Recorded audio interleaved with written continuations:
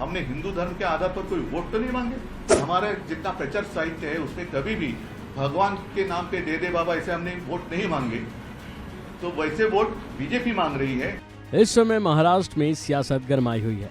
इतना ही नहीं, शिवसेना यूबीटी प्रमुख उद्धव ठाकरे और चुनाव आयोग के बीच कुछ ठीक नहीं चल रहा, क्योंकि पार्टी का चुनाव चिन्ह मशाल है और इसके साथ एक गाना भी लॉन्च किया है।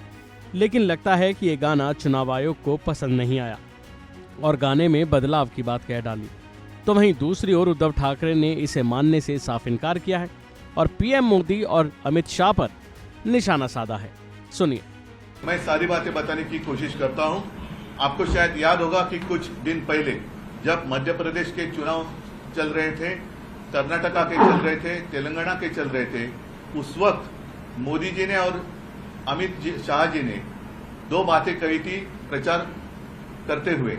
एक तो मोदी जी ने कहा था कर्नाटका में कि जब आप चुनाव के लिए मत देने के लिए जाएंगे तो बजरंगबली की जय बोलकर आप बटन दबाइए।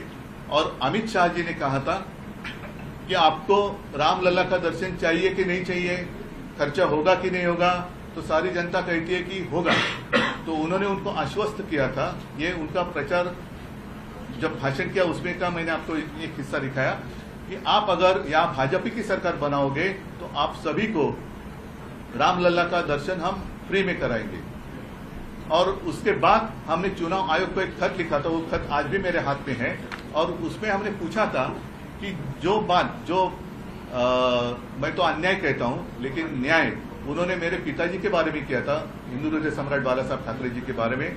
उनका तो मतदान करने का अधिकार छीना गया था 6 साल के लिए जब अटल जी प्रधानमंत्री थे और उनको चुनाव लड़ने के लिए 6 साल के लिए पाबंदी लगाई थी। खैर वो तो कभी चुनाव नहीं लड़ना चाहते तो वो बात अलग है।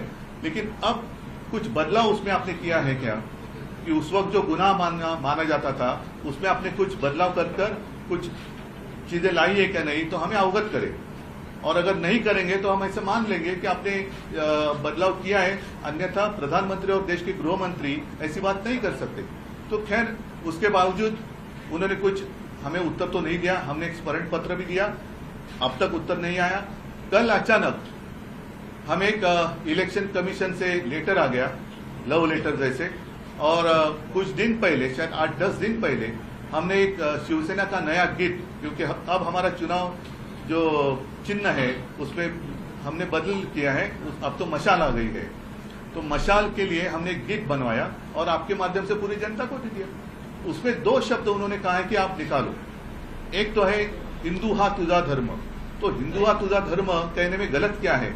हमने हिंदू धर्म के आधार पर कोई वोट तो नहीं मांगे। और दूसरी बात जो है जिसके ऊपर मैं गुस्सा हो रहा हूं कि जय श्री राम हम भी कहते हैं, बजरंगबली की जय हम भी कहते हैं, लेकिन आज तक मैंने कभी भी, और हमारा जितना प्रचार साहित्य है उसमें कभी भी भगवान के नाम पे दे बाबा ऐसे हमने वोट नहीं मांगे। तो वैसे वोट बीजेपी मांग रही है, हमने तो उसमें वोट नहीं मांगे। लेकिन जो गीत है उसमें कोरस में जो महाराष्ट्र में हर जगह एक नारा लगता है, जय भवानी जय शिवाजी, वो नारा हमने लिया है। तो चुनाव आयोग ने कहा है कि उसमें से जय भवानी शब्द निकालो। आप कौन होते हो? भवानी माता हमारी कुलदेवता है, तो उसका स्मरण करना क्या गुनाह है? हमने ऐसे नहीं कहा कि जय भवानी कहकर आप वोट दे दो या भवानी माता की जय जो कहेंगे उसको वोट दे दो। तो ये हम कभी भी स्वीकार नहीं करेंगे। और अगर चुनाव आयोग हमारे ऊपर कार्रवाई करने की कोशिश करे तो हम कहेंगे पहले इन दोनों के पर करो और बाद में हमारे ऊपर करो। लेकिन महाराष्ट्र की जो कुलदेवता है भवानी माता, उसका उल्लेख हम तो जरूर करेंगे और उसका अपमान हम नहीं सहेंगे।